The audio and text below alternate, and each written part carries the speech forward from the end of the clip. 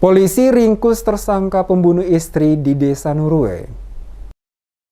Satreskrim Polres Seram Bagian Barat atau SBB berhasil meringkus Frans Rumalai Selan, 41 tahun, suami sekaligus tersangka pembunuhan terhadap istrinya sendiri, bernama Erna Wirin di Desa Nurwe, Kecamatan Kairatu Barat, Kabupaten SBB. Tersangka FR ditangkap personil Satreskrim SBB di rumah saudara iparnya, Agus Lumuli, di Desa Niniari, Kecamatan SBB, pada Selasa 16 Agustus. Kapolres Seram Bagian Barat AKBP Denny Darmawan dalam keterangan pers di Mapolres SBB pada hari Rabu 17 Agustus menjelaskan, korban sebelumnya dianiaya tersangka FR pada Sabtu 9 Juli 2022 sekitar pukul 22 waktu Indonesia Timur di rumahnya di Desa Nurwe. Dikatakan tersangka baru mengetahui kalau korban telah meninggal pada saat pelaku bangun dan melihat korban telah kaku dan dingin pada Minggu 10 Juli. Agar tidak diketahui warga, pelaku kemudian ke kebun tidak jauh dari rumahnya, berjarak sekitar 15 meter, kemudian menggali lubang sedalam 25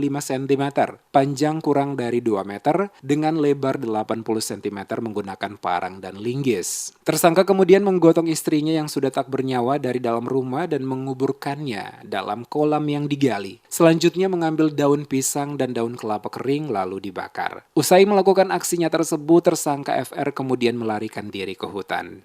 Motif yang kita simpulkan nanti kita motif lain, tersangka ini terbakar cemburu. Ini berarti masalah cinta. Kemudian di depan teman-teman pers ini tergelar barang bukti yang diamankan, yaitu 2 parang panjangnya 7 cm, kemudian ada juga 1 linggis untuk menggali tanah itu, kemudian 1 helai celana pendek warna hijau dengan motif batik, kemudian 1 kasur berwarna ungu itu ada di sebelah kiri saya, kemudian gelang warna biru.